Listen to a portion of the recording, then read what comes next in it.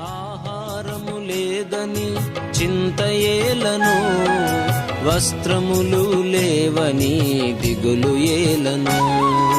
ఆకాశ పక్షులను చూడుడి చూడుడి, విత్తవు కోయవు పంటను కూర్చుకోనవు.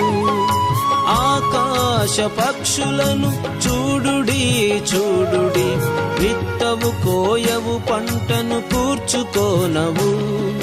ఆయనే వాటిని పోషించుచున్నాడు, ఆయనే వాటిని పోషించుచున్నాడు.